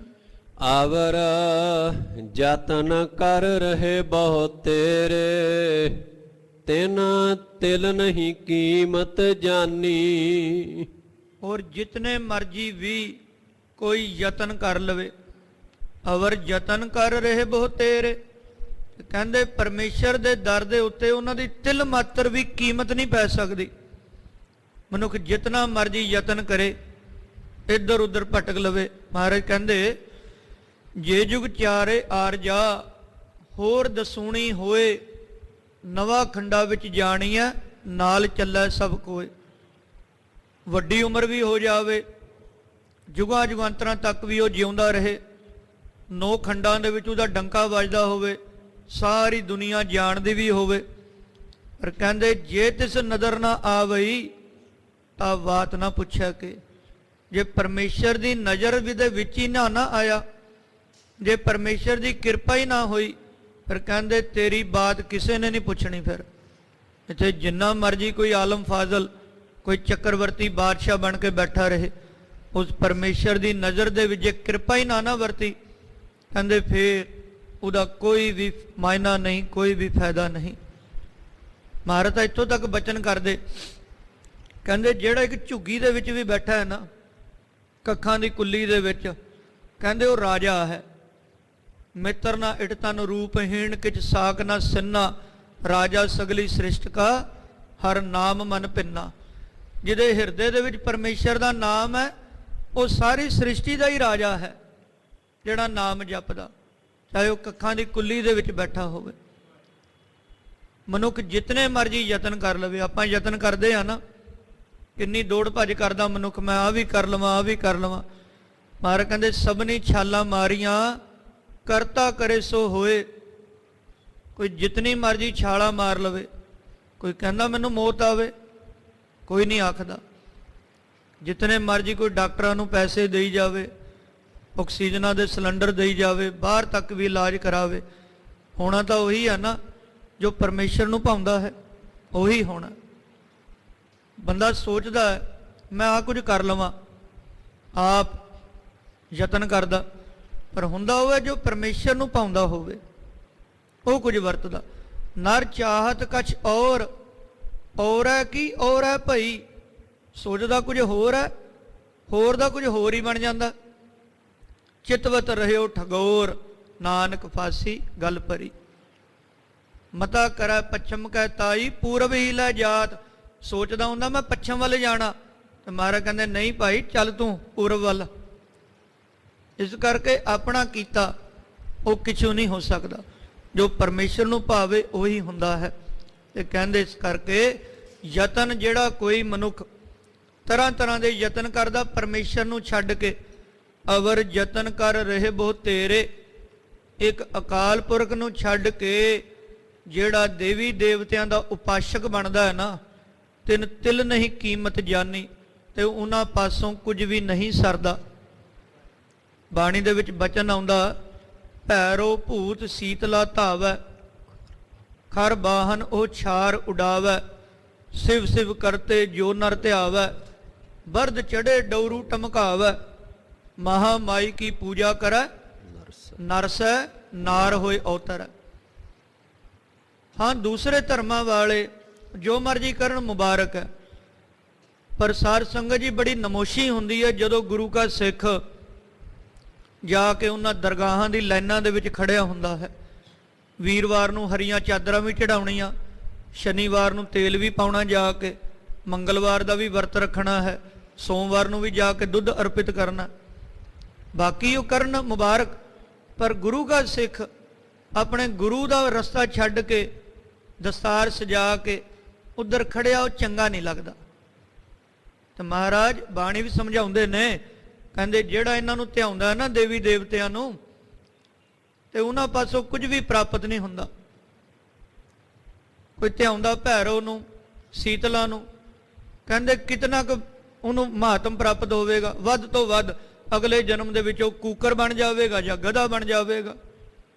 ਸਿਵ ਸਿਵ ਕਰਤੇ ਜੋ ਨਰ ਧਿਆਵੈ, ਬਰਦ ਚੜੇ ਡਉਰੂ ਟਮਕਾਵੈ, ਅਗਲੇ ਜਨਮ ਦੇ ਵਿੱਚ ਉਹ ਬਲਦ ਦੀ ਜੂਨੇ ਦੇ ਵਿੱਚ ਪਵੇਗਾ, ਅਗਲੇ ਜਨਮ ਦੇ ਵਿੱਚ, ਕਿਉਂਕਿ ਜੈਸਾ ਸੇਵੈ ਤੈਸੋ ਹੋਏ।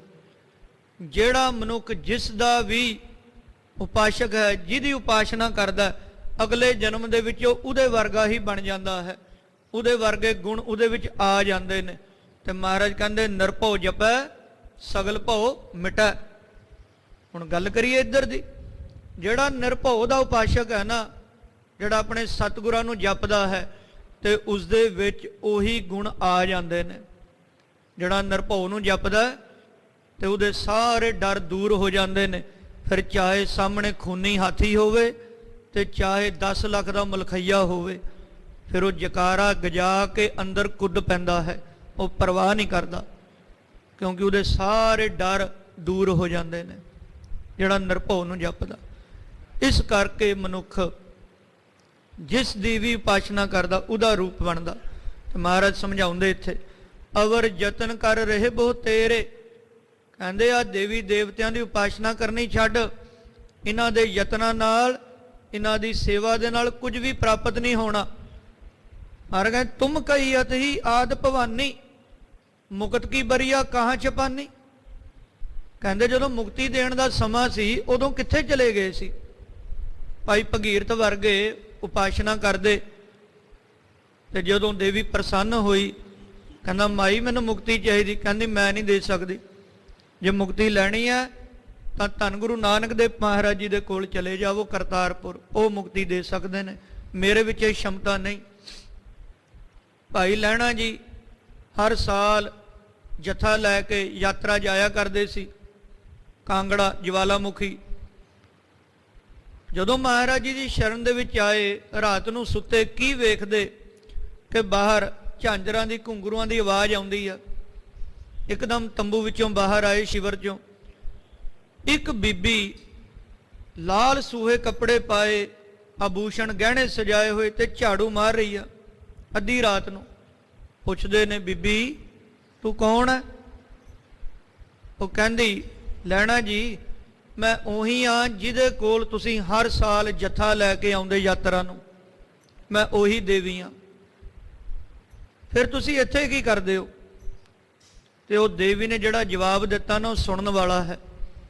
ਉਹ ਦੇਵੀ ਕਹਿੰਦੀ, ਮੈਂ ਸਾਰਾ ਦਿਨ ਦੁਨੀਆ ਨੂੰ ਦਾਤਾਂ ਵੰਡਦੀ ਆ, ਤੇ ਉਹ ਦਾਤਾਂ ਅੰਮ੍ਰਿਤ ਵੇਲੇ ਗੁਰੂ ਨਾਨਕ ਮਹਾਰਾਜ ਜੀ ਦੇ ਦਰ ਦੇ ਅੱਗੇ ਝਾੜੂ ਮਾਰ ਕੇ ਮੈਂ ਦਾਤਾਂ ਇੱਥੋਂ ਇਕੱਠੀਆਂ ਕਰਦੀ ਆ।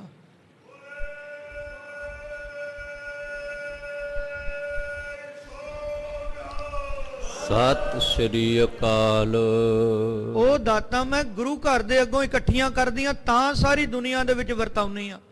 ਤੇ ਸਾਧ ਸੰਗਤ ਜੀ, ਜਿਹੜੇ ਦੇਵੀ ਦੇਵਤੇ ਆਪ ਗੁਰੂ ਨਾਨਕ ਮਹਾਰਾਜ ਦੇ ਚਰਨ ਪਰਸਨ ਆਉਣ ਤੇ ਗੁਰੂ ਕਾ ਸਿੱਖ ਆਪਣੇ ਗੁਰੂ ਨੂੰ ਛੱਡ ਕੇ ਉੱਧਰ ਜਾਂਦਾ, ਸ਼ੋਭਾ ਪਾਉਂਦਾ ਨਹੀਂ। ਇਸ ਕਰਕੇ ਆਪਣੇ ਗੁਰੂ ਦਾ ਦੁਆਰਾ ਨਹੀਂ ਛੱਡਣਾ। ਮਹਾਰਾਜ ਸਮਝਾਉਂਦੇ ਨੇ, ਅਵਰ ਯਤਨ ਕਰ ਰਹੇ ਬਹੁਤ ਤੇਰੇ, ਜਿਤਨੇ ਮਰਜੀ ਕੋਈ ਯਤਨ ਕਰ ਲੈ ਪਰਮੇਸ਼ਰ ਤੋਂ ਬਿਨਾ, ਤਿੰਨ ਤਿਲ ਨਹੀਂ ਕੀਮਤ ਜਾਨੀ, ਉਹਨਾਂ ਦੀ ਤਿਲ ਮਾਤਰ ਵੀ ਕੀਮਤ ਨਹੀਂ ਪੈ ਸਕਦੀ। ਰਹਾਉ। ਵਿਸ਼ਰਾਮ ਦੇ ਕੇ ਸਮਝਾਉਂਦੇ। ਰਹਾਉ ਤੋਂ ਭਾਵ ਕਿ ਜਿਹੜੀਆਂ ਇਹ ਰਹਾਉ ਦੀਆਂ ਪੰਕਤੀਆਂ ਨੇ ਨਾ, ਇਹਦੇ ਵਿੱਚ ਪੂਰੇ ਸ਼ਬਦ ਦਾ ਕੇਂਦਰੀ ਭਾਵ ਲੁਕਿਆ ਹੁੰਦਾ, ਪੂਰੇ ਸ਼ਬਦ ਦਾ ਤਤਸਾਰ ਨਿਚੋੜ ਉਹ ਰਹਾਉ ਦੀਆਂ ਪੰਕਤੀਆਂ ਦੇ ਵਿੱਚ ਹੁੰਦਾ। ਵਿਸ਼ਰਾਮ ਦੇ ਕੇ ਮਹਾਰਾਜ ਜੀ ਸਮਝਾਉਂਦੇ ਨੇ, ਅੰਮ੍ਰਿਤ ਨਾਮ ਨਿਰਮੋਲਕ ਹੀਰਾ, ਗੁਰ ਦੀਨੋ ਮੰਤਾਨੀ। ਇਹ ਨਾਮ ਰੂਪੀ ਅੰਮ੍ਰਿਤ ਦਾ ਨਿਰਮੋਲਕ ਹੀਰਾ ਇਹ ਗੁਰੂ ਮਹਾਰਾਜ ਜੀ ਨੇ ਮੰਤਰ ਦੇ ਰੂਪ ਦੇ ਵਿੱਚ ਬਖਸ਼ਿਸ਼ ਕੀਤਾ ਸਾਨੂੰ। ਜਦੋਂ ਪੰਜ ਪਿਆਰੇ ਅੰਮ੍ਰਿਤ ਛਕਾਉਂਦੇ ਨੇ ਨਾ ਗੁਰੂ ਗ੍ਰੰਥ ਸਾਹਿਬ ਮਹਾਰਾਜ ਜੀ ਦੀ ਹਾਜ਼ਰੀ ਦੇ ਵਿੱਚ, ਤੇ ਉਸ ਵੇਲੇ ਇਹ ਮੰਤਰ ਸਾਨੂੰ ਜਪਾਉਂਦੇ ਨੇ। ਮੂਲ ਮੰਤਰ, ਗੁਰਮੰਤਰ। ਤੇ ਭਾਈ ਗੁਰਦਾਸ ਸਾਹਿਬ ਜੀ ਲਿਖਦੇ, ਵਾਹਿਗੁਰੂ ਗੁਰਮੰਤਰ ਹੈ ਜਪ ਹੋਮੈ ਖੋਈ। ਸਾਧ ਸੰਗਤ ਜੀ, ਇਹ ਇਤਨਾ ਮਹਿੰਗਾ ਤੇ ਸ਼੍ਰੋਮਣੀ ਮੰਤਰ ਹੈ ਨਾ ਕਿ ਇਸ ਮੰਤਰ ਦੇ ਅੱਗੇ ਦੁਨੀਆ ਦਾ ਕੋਈ ਮੰਤਰ ਕਾਟ ਨਹੀਂ ਕਰ ਸਕਦਾ। ਗੁਰੂ ਪਾਤਸ਼ਾਹ ਮਹਾਰਾਜ ਢਾਕੇ ਬੰਗਾਲ ਦੀ ਧਰਤੀ ਤੇ ਗਏ, ਕਾਮਰੂਪ ਦੇਸ਼, ਤੇ ਭਾਈ ਮਰਦਾਨਾ ਜੀ ਨੂੰ ਨਾ ਉੱਥੋਂ ਦੀਆਂ ਜਾਦੂਗਰਨੀਆਂ ਨੇ ਭੇਡੂ ਬਣਾ ਲਿਆ। ਭੇਡੂ ਬਣਾ ਕੇ ਵਿਹੜੇ ਦੇ ਵਿੱਚ ਬੰਨ੍ਹ ਦਿੱਤਾ, ਗਲੇ ਦੇ ਵਿੱਚ ਧਾਗਾ ਪਾ ਕੇ।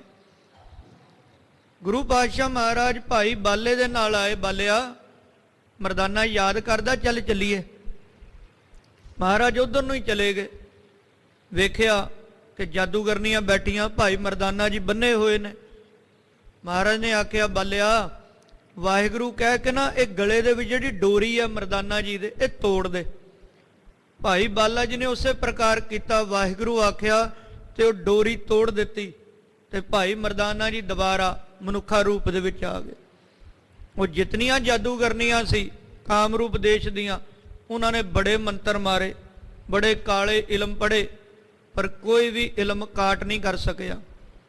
ਉਹ ਪੁੱਛਦੀਆਂ, ਜੀ ਆ ਕਿਹੜਾ ਮੰਤਰ ਪੜ੍ਹਿਆ ਤੁਸੀਂ, ਜਿਸ ਮੰਤਰ ਦੇ ਅੱਗੇ ਸਾਡਾ ਕੋਈ ਮੰਤਰ ਨਹੀਂ ਕੰਮ ਕਰਦਾ? ਗੁਰੂ ਮਹਾਰਾਜ ਜੀ ਨੇ ਦੱਸਿਆ, ਇਹ ਵਾਹਿਗੁਰੂ ਮੰਤਰ ਹੈ। ਚਾਰਾਂ ਯੁੱਗਾਂ ਦੇ ਵਿੱਚ ਇਹ ਮੰਤਰ ਕੰਮ ਕਰਦਾ ਹੈ। ਵਾਵਾ ਵਾਸਦੇਵ ਕਾ ਜਾਪ, ਹਾਹਾ ਹਰੀ ਕਾ ਵੱਡ ਪ੍ਰਤਾਪ, ਗੱਗਾ ਗੋਬਿੰਦ ਗੁਣੀ ਨਿਧਾਨ, ਰਾਰਾ ਰਾਮ ਨਾਮ ਪ੍ਰਧਾਨ। ਇਹ ਚਾਰ ਅੱਖਰ ਨੇ ਵਾਹਿਗੁਰੂ। ਇਹ ਗੁਰੂ ਤੂੰ ਵਾਹ ਹੈ, ਤੂੰ ਅਚਰਜ ਕਰਨੇ ਵਾਲਾ। ਤੇ ਗੁਰੂ ਮਹਾਰਾਜ ਜੀ ਨੇ ਇਹ ਅੰਮ੍ਰਿਤ ਨਾਮ ਰੂਪੀ ਨਿਰਮੋਲਕ ਹੀਰਾ ਇਹ ਸਾਨੂੰ ਬਖਸ਼ਿਸ਼ ਕੀਤਾ ਹੈ। ਨਿਰਮੋਲਕ ਤਾਂ ਕਿਹਾ ਵੀ ਇਹਦਾ ਕੋਈ ਮੁੱਲ ਨਹੀਂ। ਪਰਮੇਸ਼ਰ ਦੇ ਨਾਮ ਦੇ ਬਰਾਬਰ ਕੀ ਮੁੱਲ ਰੱਖਾਂਗੇ? ਕੋਈ ਮੁੱਲ ਨਹੀਂ ਪਾਇਆ ਜਾ ਸਕਦਾ।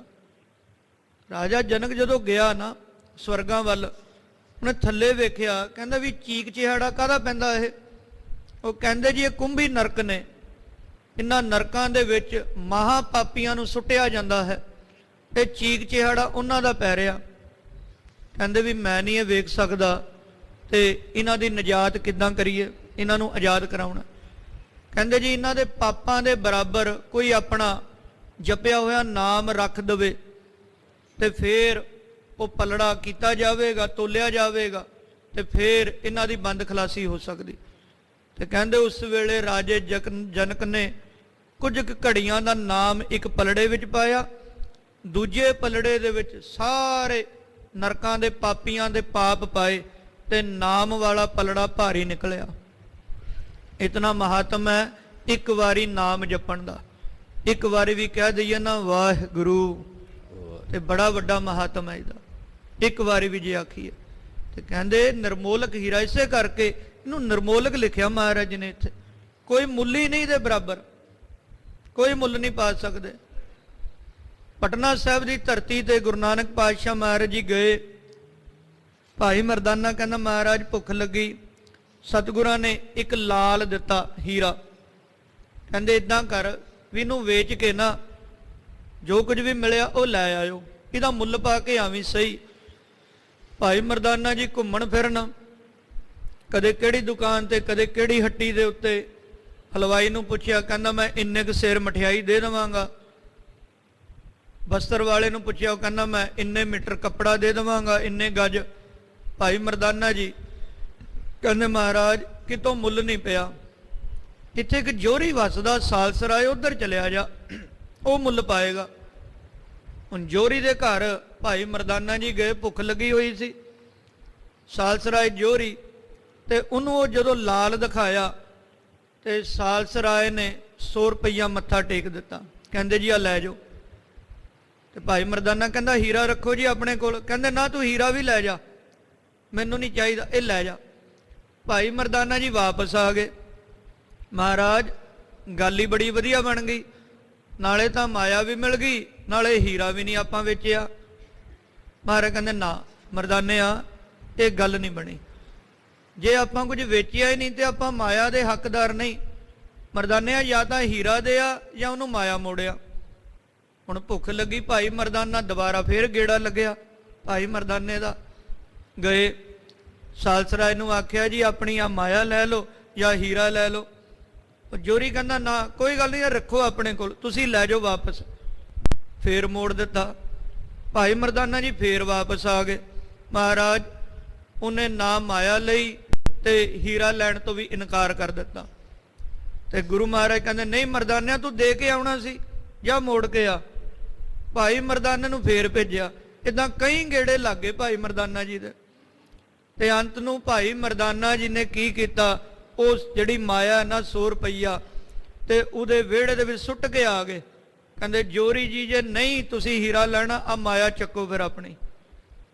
ਇੱਕ ਤਾਂ ਪਹਿਲਾਂ ਭੁੱਖ ਲੱਗੀ, ਉੱਪਰੋਂ ਗੇੜੇ ਤੁਸੀਂ ਲਵਾ ਦਿੱਤੇ। ਵਾਪਸ ਆ ਗਏ।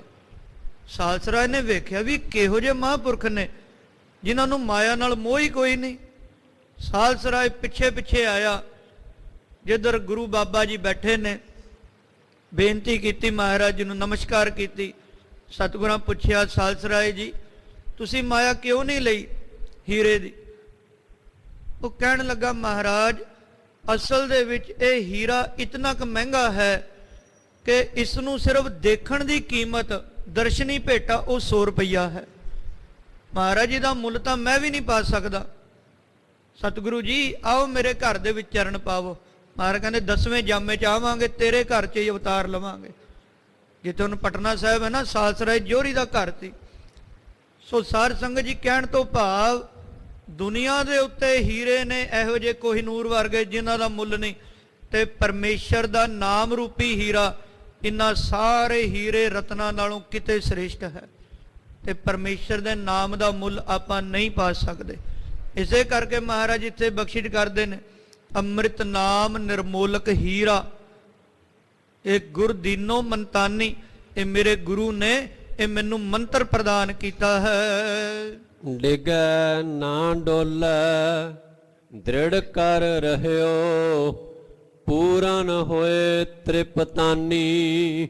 ਜਿਸ ਦੇ ਕੋਲ ਪਰਮੇਸ਼ਰ ਦੇ ਨਾਮ ਰੂਪੀ ਹੀਰਾ ਹੈ ਨਾ, ਉਹ ਫਿਰ ਡੋਲਦਾ ਨਹੀਂ, ਡਿਗਾ ਨਾ ਡੋਲਾ, ਦ੍ਰਿੜ ਕਰ ਰਹੇ ਹੋ, ਉਹ ਫਿਰ ਡਿੱਗਦਾ ਢਹਿੰਦਾ ਨਹੀਂ। ਇਸ ਤੋਂ ਭਾਵ ਹੈ ਕਿ ਉਹਦਾ ਮਨ ਫਿਰ ਭਟਕਦਾ ਨਹੀਂ ਕਿਸੇ ਪਾਸੇ, ਜਿਹਨੂੰ ਪਰਮੇਸ਼ਰ ਦੇ ਨਾਮ ਦਾ ਹੀਰਾ ਮਿਲ ਗਿਆ। ਕਿਉਂਕਿ ਇਹ ਮਨ ਡੋਲਦਾ ਹੈ ਨਾ ਹਰ ਵੇਲੇ। ਇੱਥੇ ਬੈਠੇ ਆ, ਮਨ ਦ੍ਰਵੀਭੂਤ ਹੋਇਆ, ਗੁਰੂ ਘਰ ਤੋਂ ਬਾਹਰ ਜਾਈਏ ਫੇਰ ਉਹੋ ਜਿਹਾ ਮਨ ਬਣ ਜਾਂਦਾ। ਮਨ ਦੀ ਅਵਸਥਾ ਇੱਕ ਬਰਾਬਰ ਨਹੀਂ ਰਹਿੰਦੀ, ਇਹ ਬਦਲਦੀ ਰਹਿੰਦੀ ਆ। ਪਰ ਕਹਿੰਦੇ ਜਿਹਦੇ ਕੋਲ ਪਰਮੇਸ਼ਰ ਦੇ ਨਾਮ ਰੂਪੀ ਹੀਰਾ ਹੈ, ਨਾਮ ਰੂਪੀ ਮੰਤਰ ਹੈ ਨਾ, ਉਹ ਫਿਰ ਡੋਲਦਾ ਨਹੀਂ। ਚਾਹੇ ਫਿਰ ਬੰਦ ਕੱਟੇ ਜਾਣ, ਜੰਬੂਰਾਂ ਨਾਲ ਮਾਸ ਨੋਚਿਆ ਜਾਵੇ, ਚਾਹੇ ਪੁੱਠੀਆਂ ਖੱਲਾਂ ਲਾਈਆਂ ਜਾਣ, ਫਿਰ ਉਹਦਾ ਮਨ ਡੋਲਦਾ ਨਹੀਂ ਹੈ। ਡਿਗਾ ਨਾ ਡੋਲਾ, ਦ੍ਰਿੜ ਕਰ ਰਹੇ ਹੋ, ਉਹ ਦ੍ਰਿੜ ਹੋ ਕੇ ਬੈਠਦੇ ਨੇ। ਜਲਾਦ ਟੱਕ ਲਾਉਣ ਲੱਗਿਆ, ਭਾਈ ਮਨੀ ਸਿੰਘ ਜੀ ਨੇ ਰੋਕ ਦਿੱਤਾ। ਜਲਾਦ ਨੇ ਸੋਚਿਆ ਵੀ ਖੋਰੇ ਡਰ ਗਏ। ਕਹਿੰਦੇ ਤੈਨੂੰ ਪਤਾ ਕਿ ਬੰਦ ਕਿੱਥੋਂ ਸ਼ੁਰੂ ਹੁੰਦਾ? ਕਹਿੰਦਾ ਜੀ ਗੁੱਟ ਤੋਂ। ਕਹਿੰਦੇ ਨਾ, ਬੰਦ ਉਂਗਲੀ ਦੇ ਇੱਕ ਪੋਟੇ ਤੋਂ ਸ਼ੁਰੂ ਹੁੰਦਾ, ਪਹਿਲਾਂ ਸਾਡੀ ਉਂਗਲੀ ਕੱਟ। ਜਲਾਦ ਵੀ ਡਰਿਆ, ਹੈਰਾਨ ਵੀ ਕਿਹੋ ਜਿਹੇ ਗੁਰੂ ਕੇ ਸਿੱਖ ਨੇ, ਜਿਨ੍ਹਾਂ ਦੇ ਅੰਦਰ ਪਰਮੇਸ਼ਰ ਵਸ ਜਾਵੇ ਨਾ, ਉਹ ਫਿਰ ਡੋਲਦੇ ਨਹੀਂ, ਉਹ ਦ੍ਰਿੜ ਹੋ ਕੇ ਰਹਿੰਦੇ ਨੇ। ਪੂਰਨ ਹੋਏ ਤ੍ਰਿਪਤਾਨੀ, ਉਹਨਾਂ ਦੀ ਜਿਹੜੀ ਤ੍ਰਿਪਤੀ ਹੋ ਜਾਂਦੀ ਆ, ਪੂਰਨ, ਉਹ ਰੱਜ ਜਾਂਦੇ ਨੇ। ਪਿਆਸ ਲੱਗੀ, ਪਾਣੀ ਦਾ ਗਲਾਸ ਪੀਤਾ, ਰੱਜ ਆ ਗਿਆ ਨਾ, ਪਿਆਸ ਮਿਟ ਗਈ। ਇਸੇ ਪ੍ਰਕਾਰ ਜਿਹਨੂੰ ਪਰਮੇਸ਼ਰ ਦੇ ਨਾਮ ਦਾ ਅੰਮ੍ਰਿਤ ਮਿਲ ਗਿਆ ਨਾ, ਉਹ ਵੀ ਰੱਜ ਜਾਂਦੇ ਨੇ। ਉਹ ਫਿਰ ਇੱਧਰ ਉੱਧਰ ਦੇਵੀ ਦੇਵਤਿਆਂ ਵੱਲ ਨਹੀਂ ਦੌੜਦੇ, ਉਹ ਮਾਇਆ ਦੇ ਉਪਾਸ਼ਕ ਨਹੀਂ ਬਣਦੇ। ਉਹਨਾਂ ਦੀ ਪੂਰਨ ਤੌਰ ਦੇ ਉੱਤੇ ਤ੍ਰਿਪਤੀ ਹੋ ਜਾਂਦੀ। ਉਹ ਗਰੀਬੀ ਦੇ ਵਿੱਚ ਵੀ ਆਨੰਦ ਮਾਣਦੇ, ਗਰੀਬੀ ਗਦਾ ਹਮਾਰੀ, ਉਹਨਾਂ ਨੂੰ ਸੰਤੋਖ ਉਹ ਆ ਜਾਂਦਾ ਹੈ। ਹੋਏ ਜੋ ਬੀਚ ਹਮ ਤੁਮ ਕਛ ਹੋਤੇ, ਤਿਨ ਕੀ ਬਾਤ ਬਿਲਾਨੀ। ਓਏ ਜੋ ਬੀਜ ਹਮ ਤੁਮ ਕਛ ਹੋਤੇ, ਕਹਿੰਦੇ ਹਮ ਤੇ ਤੁਮ ਦਾ ਜਿਹੜਾ ਭੇਦ ਹੈ ਨਾ, ਭਾਵ ਜਦੋਂ ਤੱਕ ਜੀਵ ਆਪਣੇ ਆਪ ਨੂੰ ਵੱਖਰਾ ਸਮਝਦਾ ਪਰਮੇਸ਼ਰ ਤੋਂ, ਜੀਵ ਤੇ ਈਸ਼ਵਰ ਦਾ ਇਹ ਜਿਹੜਾ ਭੇਦ, ਜੀਵ ਦੀ ਅਲਪਗਤਾ, ਈਸ਼ਵਰ ਦੀ ਸਰਬਗਤਾ, ਜਦੋਂ ਮਨੁੱਖ ਆਪਣੇ ਆਪ ਨੂੰ ਸਮਝਦਾ ਕਿ ਮੈਂ ਹੋਰ ਤੇ ਗੁਰੂ ਹੋਰ, ਤੇ ਕਹਿੰਦੇ ਉਦੋਂ ਤੱਕ ਫਿਰ ਗੱਲ ਨਹੀਂ ਬਣਦੀ। ਫਿਰ ਜਦੋਂ ਬਾਣੀ ਪੜ੍ਹਦਾ, ਸੇਵਾ ਕਰਦਾ ਕਰਦਾ ਇੱਕ ਮਿੱਕੀ ਹੋ ਜਾਂਦਾ ਹੈ ਨਾ, ਤੇ ਕਹਿੰਦੇ ਉਸ ਵੇਲੇ ਮਹਾਰਾਜ ਜੀ ਦਿਨ ਕੀ ਬਾਤ ਬਿਲਾਨੀ, ਫਿਰ ਉਹ ਗੱਲ ਮੁਕਾ ਹੀ ਦਿੰਦੇ ਨੇ ਮਹਾਰਾਜ ਜੀ ਦੀ। ਧਰਮਰਾਜ ਦਰ ਕਾਗਦ ਫਾਰੇ, ਜਨ ਨਾਨਕ ਲੇਖਾ ਸਮਝਾ। ਧਰਮਰਾਜ ਵੀ ਉਹਨਾਂ ਦੇ ਕਾਗਦ ਫਾੜ ਦਿੰਦਾ ਫਿਰ, ਜਿਹਦੀ ਇੱਕ ਮਿਕਤਾ ਹੋ ਗਈ ਪਰਮੇਸ਼ਰ ਨਾਲ। ਪਰ ਜਦੋਂ ਹਮ ਤੇ ਤੁਮ ਦਾ ਇਹ ਭੇਦ ਰਹਿ ਰਿਹਾ ਹੈ, ਅਸੀਂ ਇਹੀ ਸੋਚਦੇ ਹਾਂ ਵੀ ਗੁਰੂ ਮਹਾਰਾਜ ਅਲੱਗ ਨੇ ਤੇ ਮੈਂ ਅਲੱਗ ਨਹੀਂ। ਜੋ ਬ੍ਰਹਮੰਡੇ ਸੋਈ ਪਿੰਡੇ, ਜੋ ਖੋਜੈ ਸੋ ਪਾਵੈ। ਉਹ ਪਰਮੇਸ਼ਰ ਸਾਡੇ ਸਾਰਿਆਂ ਦੇ ਦਿਲਾਂ ਦੇ ਵਿੱਚ ਬੈਠਾ, ਘਟ ਘਟ ਮਾਲਕ ਦਿਲਾਂ ਕਾ ਸੱਚਾ ਪਰਵਦਗਾਰ। ਤੇ ਜਦੋਂ ਇੱਕ ਮਿਕਤਾ ਬਣ ਜਾਂਦੀ ਹੈ ਨਾ, ਫਿਰ ਮਹਾਰਾਜ ਭਗਤ ਸਾਹਿਬਾਨ ਬਚਨ ਕਰਦੇ, ਤੋਹੀ ਮੋਹੀ ਮੋਹੀ ਤੋਹੀ ਅੰਤਰ ਕੈਸਾ। ਮਹਾਰਾਜ ਤੁਹਾਡੇ ਵਿੱਚ ਤੇ ਸਾਡੇ ਵਿੱਚ ਕਿਹੋ ਜਿਹਾ ਅੰਤਰ ਹੈ? ਅਸੀਂ ਤਾਂ ਇੱਕ ਮਿੱਕੀ ਹਾਂ। ਕਬੀਰ ਤੂੰ ਤੂੰ ਕਰਤਾ ਤੂੰ ਹੁਆ, ਮੁਝ ਮੈਂ ਰਹਾ ਨਾ ਹੂੰ। ਜਬ ਆਪਾ ਪਰਕਾ ਮਿਟ ਗਿਆ, ਜਤ ਦੇਖੋ ਤਤ ਤੂੰ।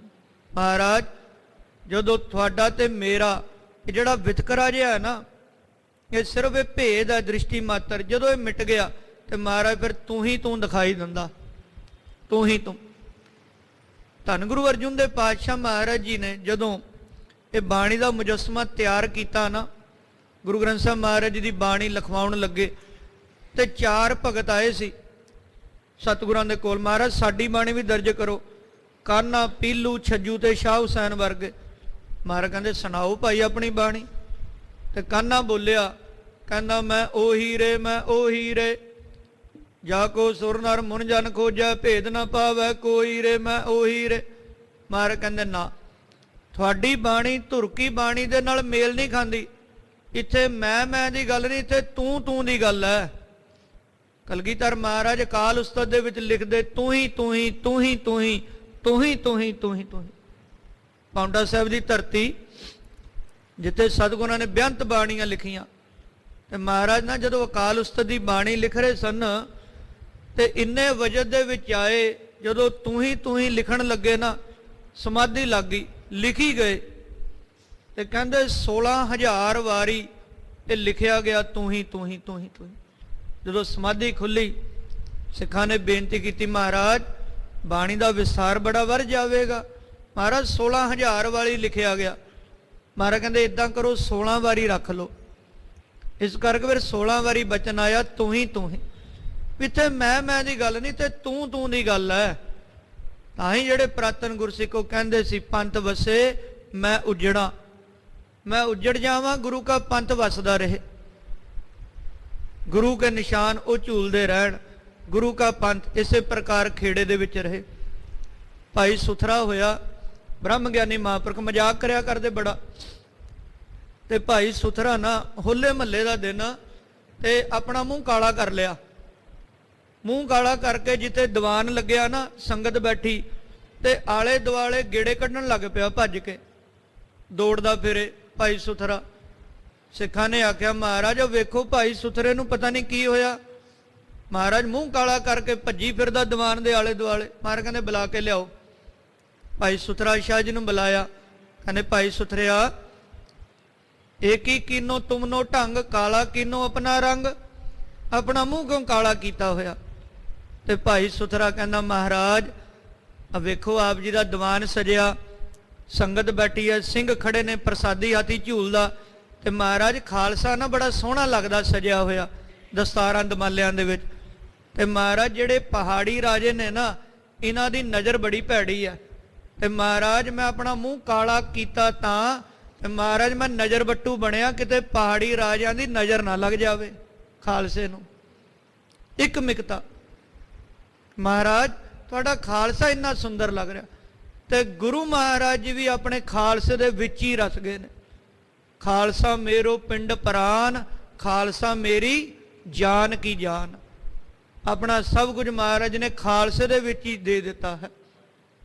ਗੁਰੂ ਤੇ ਸਿੱਖ ਦੀ ਅਭੇਦਤਾ ਕਰਾ ਦਿੱਤੀ ਮਹਾਰਾਜ ਜੀ ਨੇ, ਫਰਕ ਰਹਿਣ ਹੀ ਨਹੀਂ ਦਿੱਤਾ। ਕੱਲ ਵੀ ਸੰਧਿਆ ਵੇਲੇ ਬਚਨ ਆਇਆ ਗੁਰੂ ਸਿੱਖ, ਸਿੱਖ ਗੁਰੂ ਹੈ, ਏਕੋ ਗੁਰ ਉਪਦੇਸ਼ ਚਲਾਏ। ਗੁਰੂ ਹੀ ਸਿੱਖ ਹੈ ਤੇ ਸਿੱਖ ਹੀ ਗੁਰੂ ਹੈ, ਕੋਈ ਫਰਕ ਨਹੀਂ ਰੱਖਿਆ ਮਹਾਰਾਜ ਨੇ। ਇਸੇ ਕਰਕੇ ਮਹਾਰਾਜ ਕਹਿੰਦੇ ਓਏ ਜੋ ਬੀਜ ਹਮ ਤੁਮ ਕਛ ਹੋਤੇ, ਜਦੋਂ ਹਮ ਤੇ ਤੁਮ ਦਾ ਇਹ ਭੇਦ ਖਤਮ ਹੋ ਗਿਆ ਨਾ ਤੇ ਮਹਾਰਾਜ ਕਹਿੰਦੇ ਤਿਨ ਕੀ ਬਾਤ ਬਿਲਾਨੀ, ਉਹਨਾਂ ਦੀ ਬਾਤ ਉਹ ਮਹਾਰਾਜ ਜੀ ਮੁਕਾ ਦਿੰਦੇ, ਖਤਮ ਹੀ ਕਰ ਦਿੰਦੇ ਹਨ। ਅਲੰਕਾਰ ਮਿਲ ਥੈਲੀ ਹੋਈ ਹੈ, ਤਾਤ ਕਨਕ ਵਖਾਨੀ। ਉਦਾਹਰਨ ਦਿੰਦੇ ਨੇ, ਕਹਿੰਦੇ ਜਿਵੇਂ ਕਈ ਪ੍ਰਕਾਰ ਦੇ ਗਹਿਣੇ ਹੁੰਦੇ ਨੇ ਨਾ, ਆਭੂਸ਼ਣ, ਕੋਈ ਬਾਜੂਬੰਦ ਹੈ, ਟਿੱਕਾ ਹੈ, ਗਲੇ ਦੀ ਮਾਲਾ ਹੈ, ਸੱਗੀ ਫੁੱਲ ਹੈ, ਸੰਗਤ ਵਿਤੜੀਆਂ, ਕਿਤਨੇ ਗਹਿਣੇ ਝੁਮਕੇ ਆਦਿਕ ਨੇ। ਪਰ ਜਦੋਂ ਉਹਨਾਂ ਗਹਿਣਿਆਂ ਨੂੰ ਢਾਲਿਆ ਜਾਂਦਾ ਕੁਠਾਲੀ ਦੇ ਵਿੱਚ, ਉਹ ਪਿੰਗਲ ਕੇ ਉਹ ਗਹਿਣੇ ਇੱਕ ਡਲੀ ਬਣ ਜਾਂਦੇ ਨੇ। ਅਲੰਕਾਰ ਮਿਲ ਥੈਲੀ ਹੋਈ ਹੈ, ਥੈਲੀ ਕਹਿੰਦੇ ਡਲੀ ਨੂੰ, ਰੈਣੀ ਨੂੰ, ਉਹ ਇੱਕ ਡਲੀ ਦੇ ਵਿੱਚ ਹੀ ਬਣ ਜਾਂਦਾ। ਪਰ ਇਹ ਨਹੀਂ ਕੋਈ ਕਹਿ ਸਕਦਾ ਵੀ ਇਹ ਝੁਮਕਾ ਹੈ, ਇਹ ਟਿੱਕਾ ਹੈ, ਇਹ ਨੱਕ ਦੀ ਨਥਲੀ ਹੈ, ਉਹ ਇੱਕ ਸੋਨੇ ਦੀ ਡਲੀ ਬਣ ਜਾਂਦੀ ਹੈ ਨਾ। ਬਿਲਕੁਲ ਇਸੇ ਪ੍ਰਕਾਰ ਗੁਰੂ ਕਾ ਸਿੱਖ ਵੀ ਆਪਣੇ ਗੁਰੂ ਦੇ ਵਿੱਚ ਹੀ ਅਭੇਦ ਹੋ ਜਾਂਦਾ ਹੈ। ਕਹਿੰਦੇ ਤਾਤੇ ਕਨਿਕ ਵਖਾਨੀ, ਉਹ ਗਹਿਣੇ ਸੋਨੇ ਦੀ ਡਲੀ ਬਣ ਗਏ, ਉਹਨਾਂ ਨੂੰ ਸੋਨਾ ਹੀ ਕਿਹਾ ਜਾਵੇਗਾ ਨਾ, ਤਾਤੇ ਕਨਿਕ ਵਖਾਨੀ। ਤੇ ਜਿਹੜਾ ਸਾਡਾ ਗੁਰੂ ਹੈ ਨਾ ਸੰਗਤ ਜੀ, ਉਹ ਗੁਰੂ ਮਹਾਰਾਜ ਜੀ ਦੂਸਰਿਆਂ ਨੂੰ ਵੀ ਆਪਣੇ ਵਰਗਾ ਬਣਾ ਦਿੰਦੇ ਨੇ, ਦੂਜੇ ਨੂੰ ਵੀ। ਜਿਨ ਮਾਨਸ ਤੇ ਦੇਵਤੇ ਕੀਏ ਕਰਤ ਨਾ ਲਾਗੀ ਵਾਰ। ਧੰਨ ਗੁਰੂ ਅਮਰਦਾਸ ਮਹਾਰਾਜ ਜੀ ਤੁਰੇ ਜਾਂਦੇ ਨੇ, ਇੱਕ ਮੁਰਦੇ ਦੀ ਹੱਡੀ ਦੇ ਉੱਤੇ ਚਰਨ ਆ ਗਿਆ ਮਹਾਰਾਜ ਜੀ ਦਾ, ਤੇ ਉਹ ਮੁਰਦੇ ਦੀ ਹੱਡੀ ਦੇ ਵਿੱਚੋਂ ਪੁਰਖ ਨਿਕਲਿਆ ਤੇ ਸਿੱਧਾ ਜਾ ਕੇ ਸਵਰਗਾਂ ਵਿੱਚ ਚਲਿਆ ਗਿਆ। ਤੇ ਗੁਰੂ ਮਹਾਰਾਜ ਜੀ ਤਾਂ ਉਹਨਾਂ ਮੁਰਦਿਆਂ ਦਾ ਵੀ ਉਧਾਰ ਕਰ ਦਿੰਦੇ ਨੇ, ਮੂਲੇ ਖੱਤਰੀ ਵਰਗਿਆਂ ਦਾ, ਉਹਨਾਂ ਦਾ ਵੀ ਉਧਾਰ ਕਰ ਦਿੰਦੇ ਪਾਤਸ਼ਾਹ ਮਹਾਰਾਜ ਜੀ। ਕਹਿੰਦੇ ਤਾਤੇ ਕਨਿਕ ਵਖਾਨੀ, ਸਾਰੇ ਗਹਿਣੇ ਇਕੱਠੇ ਕਰਕੇ ਢਾਲੇ ਜਾਣ ਤੇ ਉਹ ਸੋਨਾ ਹੀ ਬਣ ਜਾਂਦਾ ਹੈ। ਤੇ ਗੁਰੂ ਕਾ ਸਿੱਖ ਵੀ ਗੁਰੂ ਦੇ ਵਿੱਚ ਅਭੇਦ ਹੋ ਕੇ ਉਹ ਗੁਰੂ ਦਾ ਹੀ ਰੂਪ ਬਣ ਜਾਂਦਾ। ਜਲ ਤੇ ਉਪਜ ਤਰੰਗ ਜਿਉ, ਜਲ ਹੀ ਬਿਖੈ ਸਮਾਹੇ।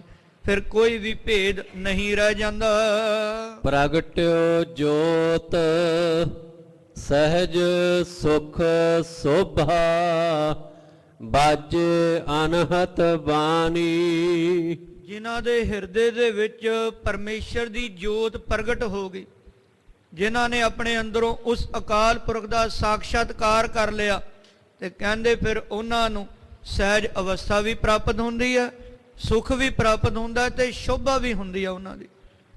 ਉਹਨਾਂ ਦੀ ਸ਼ੋਭਾ ਜੁਗ ਜੁਗ ਹੋਈ, ਕੋਈ ਨਾ ਮਿਟਣ ਹਾਰਾ। ਉਹਨਾਂ ਦੀ ਸ਼ੋਭਾ ਹੁੰਦੀ ਓ ਹੁੰਦੀ। ਕੋਈ ਜਿੰਨਾ ਮਰਜੀ ਯਤਨ ਕਰ ਲਵੇ, ਹਰ ਕਾ ਭਗਤ ਪ੍ਰਗਟ ਨਹਿ ਛਪੈ। ਹਰੀ ਦਾ ਭਗਤ ਜਿੱਥੇ ਮਰਜੀ ਹੋਵੇ ਉਹ ਪ੍ਰਗਟ ਹੋ ਹੀ ਜਾਂਦਾ। ਡਾਕਟਰ ਭਾਈ ਵੀਰ ਸਿੰਘ ਜੀ ਲਿਖਦੇ, ਕਹਿੰਦੇ ਮੇਰੀ ਛੁਪੇ ਰਹਿਣ ਦੀ ਚਾਹ ਤੇ ਛੁਪ ਟੁਰ ਜਾਣ ਦੀ ਪੂਰੀ ਹੁੰਦੀ ਨਾ ਮੈਂ ਤਰਲੇ ਲੈ ਰਿਹਾ। ਕਹਿੰਦੇ ਮੈਂ ਛੁਪਣਾ ਚਾਹੁੰਦਾ ਪਰ ਦੁਨੀਆ ਪ੍ਰਗਟ ਕਰ ਦਿੰਦੀ ਆ।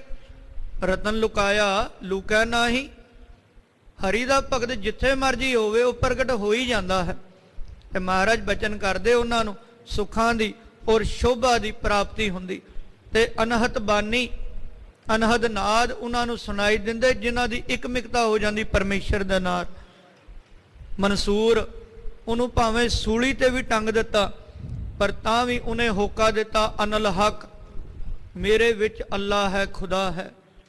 ਉਹਦਾ ਖੂਨ ਥੱਲੇ ਡਿੱਗਿਆ ਨਾ, ਧਰਤੀ ਦੇ ਤੁਪਕੇ ਪਏ ਮਨਸੂਰ ਦੇ, ਉਹਨਾਂ ਖੂਨ ਦੇ ਤੁਪਕਿਆਂ ਦੇ ਵਿੱਚੋਂ ਵੀ ਆਵਾਜ਼ ਆਵੇ, ਅਨਲ ਹਕ, ਅਨਲ ਹਕ। ਚਾਂਦਨੀ ਚੌਂਕ ਦੀ ਧਰਤੀ ਦੇ ਉੱਤੇ ਭਾਈ ਮਤੀ ਦਾਸ ਦੇ ਸੀਸ ਦੇ ਉੱਤੇ ਆਰਾ ਚੱਲਦਾ। ਸਰੀਰ ਦੋ ਫਾੜ ਵੀ ਹੋ ਗਿਆ, ਪਰ ਦੋਵਾਂ ਸਰੀਰਾਂ ਦੇ ਵਿੱਚੋਂ ਵੀ ਬਾਣੀ ਦੀ ਆਵਾਜ਼ਾਂ ਆਉਂਦੀਆਂ ਨੇ। ਉਹ ਜਿਹੜੇ ਇਕਮਿਕ ਹੋ ਜਾਂਦੇ ਨੇ ਨਾ, ਜਿਨ੍ਹਾਂ ਦੇ ਵਿੱਚ ਪਰਮੇਸ਼ਰ ਦੀ ਜੋਤ ਪ੍ਰਗਟ ਹੋ ਜਾਂਦੀ। ਕਹਿੰਦੇ ਅਨਹਦ ਨਾਦ ਬਾਜੇ ਅਨਹਤ ਬਾਣੀ। ਉਹ ਨਾਦ ਫਿਰ ਆਪੇ ਸੁਣਾਈ ਦਿੰਦੇ ਹਨ। ਕਹੋ ਨਾਨਕ ਨਿਹਚਲ ਘਰ ਬਾਂਧਿਓ ਗੁਰ ਕੀਓ ਬੰਧਾਨੀ। ਗੁਰੂ ਪਾਤਸ਼ਾਹ ਮਹਾਰਾਜ ਜੀ ਨੇ ਇਹ ਨਿਹਚਲ ਘਰ ਆਪਣੇ ਨਿਜ ਸਰੂਪ ਦੀ ਮਹਾਰਾਜ ਜੀ ਨੇ ਲਖਿਅਤਾ ਕਰਵਾ ਦਿੱਤੀ ਹੈ। ਅਭੇਦ ਦਾ ਅਦਵੈਤ ਸਰੂਪ ਦੇ ਵਿੱਚ ਨਿਹਚਲ ਕਹਿੰਦੇ ਨੇ ਜਿਹੜਾ ਚਲਾਇਮਾਨ ਨਾ ਹੋਵੇ, ਜਿਹਨੂੰ ਨਾਮ ਦਾ ਰੰਗ ਇੱਕ ਵਾਰੀ ਚੜ ਜਾਂਦਾ ਹੈ ਨਾ, ਫਿਰ ਉਹ ਉਤਰਦਾ ਨਹੀਂ।